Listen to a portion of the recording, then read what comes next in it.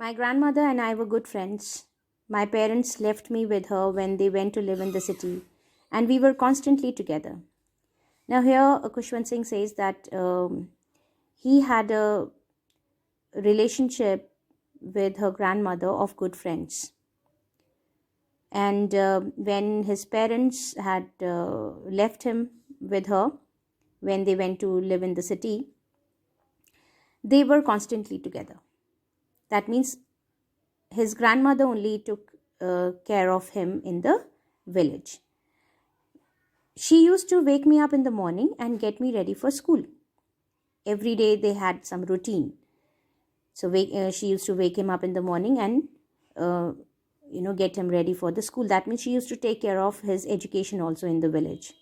She said her morning prayer in a monotonous sing-song. Monotonous means with sameness of tone, tiresome, with same uniform, which leads to boredom.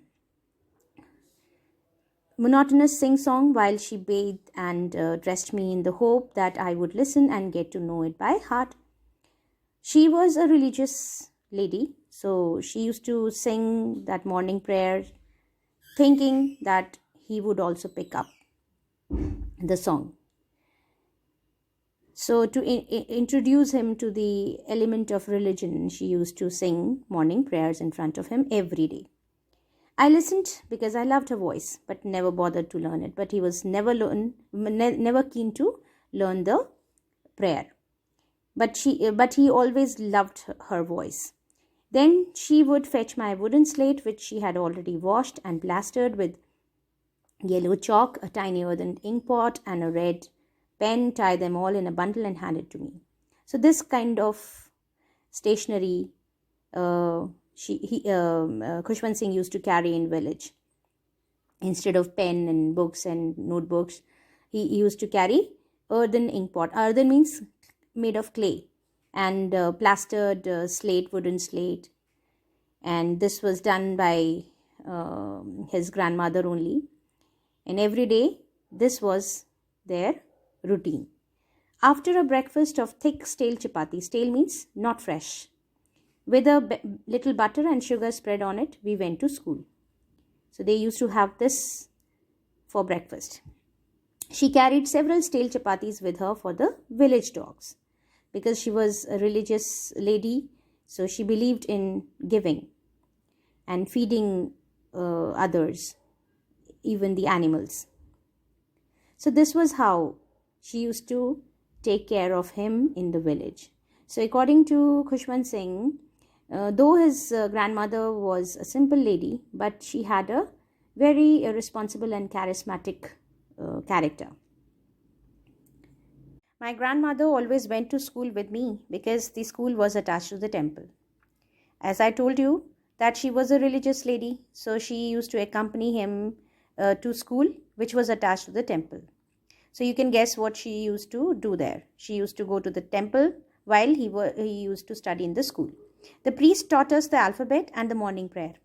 So this kind of school was there, okay, where the priest himself used to teach the alphabet and the morning prayer. While the children sat in rows on either side of the veranda, singing the alphabet or the prayer in a chorus. Chorus means all together. My grandmother sat inside reading the scriptures.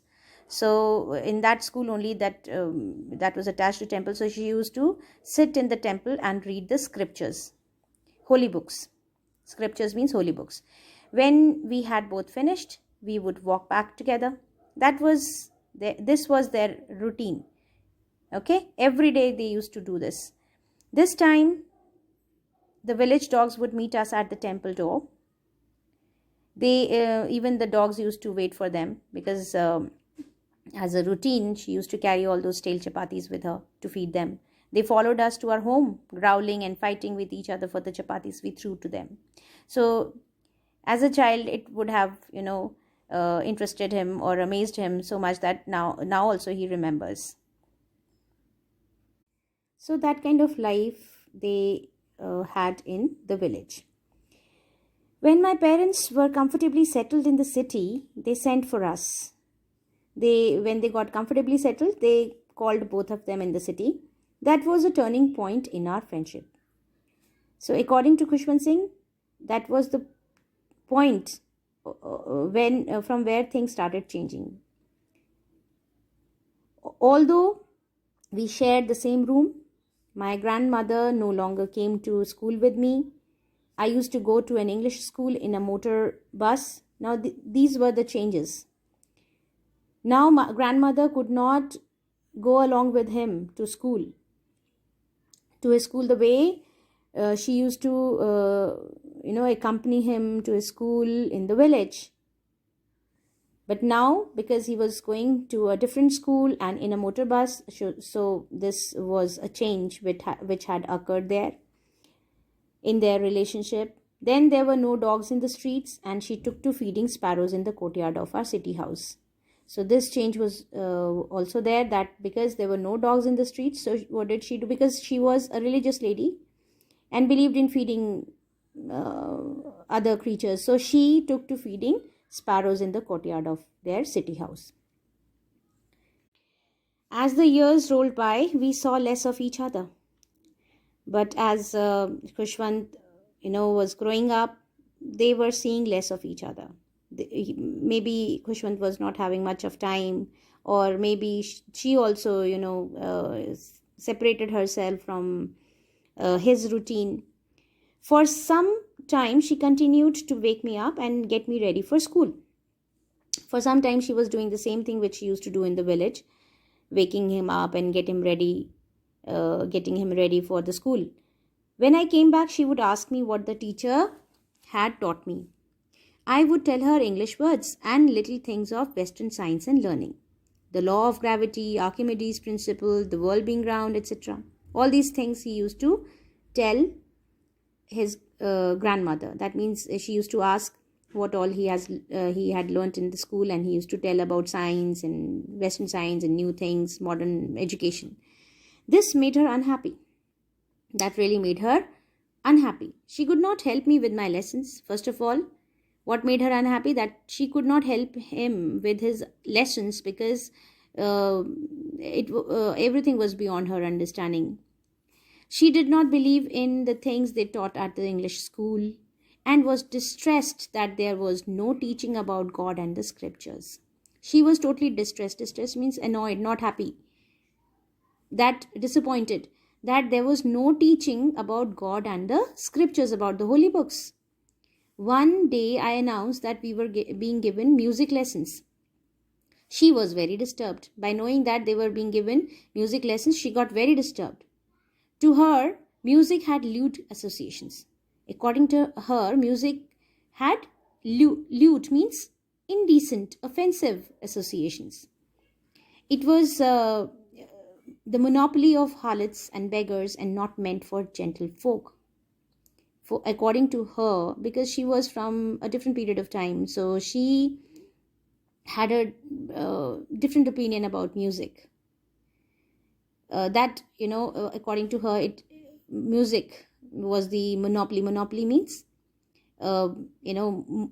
having owned or used mostly by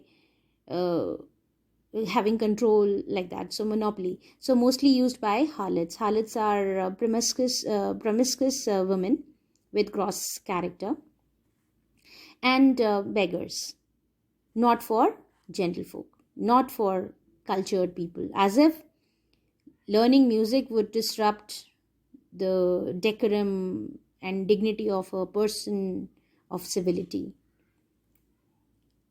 So not music, according to her, was not meant for cultured people. She said nothing, but her silence meant disapproval. She said nothing much. She did not interfere much with his education, but she kept her silence. She didn't, accepted it also. Her silence meant disapproval. She rarely talked to me after that. After that, she rarely talked to him. She stopped asking him questions, asking him about his studies and other things.